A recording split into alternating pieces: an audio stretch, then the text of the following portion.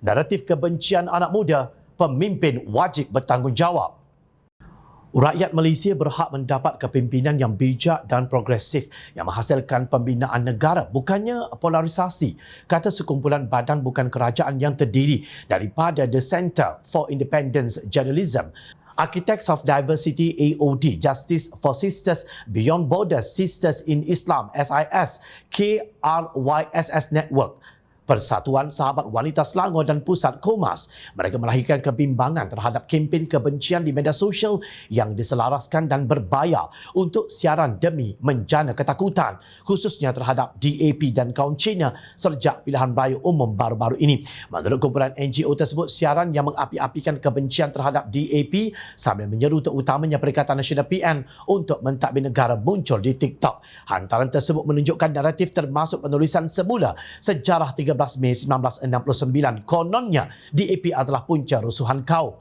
Hantaran itu kemudian berkembang menjadi video yang mengandungi imej pelbagai senjata termasuk senjata api dengan mesej yang memberi amaran kepada majoriti Melayu supaya berhati-hati dengan DAP dan Pakatan Harapan. Mereka juga mengancam akan kembalinya pergolakan kaum.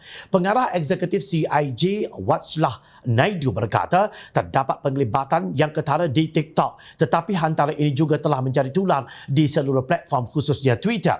Nampaknya terdapat trend perkongsian sumber berbayar yang diselaraskan di mana pencipta kandungan mudah digunakan dan netizen dimanipulasi untuk memviralkan kandungan tersebut.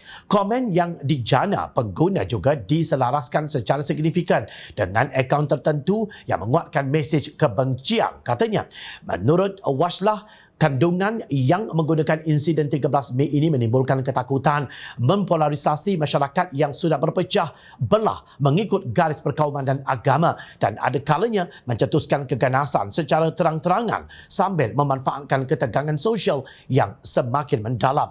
Terdapat juga dakwaan bahawa PN telah melibatkan agensi profesional untuk menyelaraskan naratif berkenaan, tegasnya. Sementara itu, pengasas kumpulan Justice for Sisters, Tilaga Solatireh, berkata kandungan 13 Mei yang muncul selepas pilihan raya adalah konsisten dengan kempen pilihan raya Perikatan Nasional yang bergantung kepada memokan Pakatan Harapan dan pemimpin utamanya untuk memesongkan persepsi pengundi. Memandangkan dakwaan dan kaitan terang-terangan kandungan 13 Mei dengan Perikatan Nasional adalah penting bagi Suruhanjaya Pilihan Raya untuk menjalankan siasatan terhadap taktik kempen Perikatan Nasional selaras dengan Seksyen 4(a) Akta Kesalahan Pilihan Raya. Siasatan juga harus melihat ke dalam etika sekitar penglibatan pencipta kandungan, terutamanya pencipta kandungan muda, ujar Telaga. Pihak AOD, CIJ dan rakan kongsi mereka telah melaporkan hantaran tersebut kepada platform media sosial seperti TikTok dan Twitter, dan beberapa siaran rakaman telah dikeluarkan.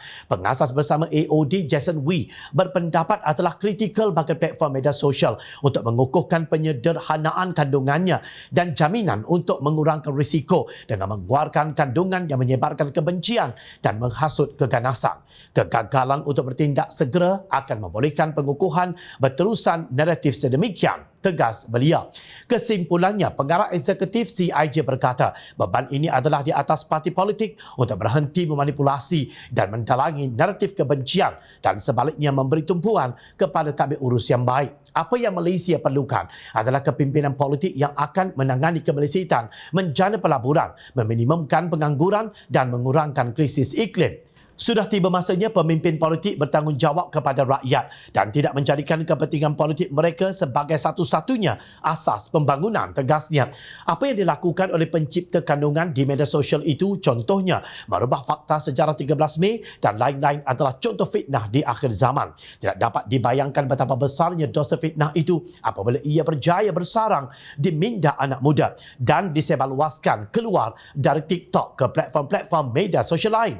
Bukannya umat Islam tidak pernah diberi amaran Rasulullah SAW sudah memberi peringatan menerusi sabda baginda, tidak masuk syurga orang menyebarkan fitnah, pengadu domba. Riwayat Al-Bukhari dan Muslim. Jika kemenangan pemimpin bersandarkan kepada fitnah kebencian kaum ini, bersedialah kalian menerima hukumannya di akhirat kelak.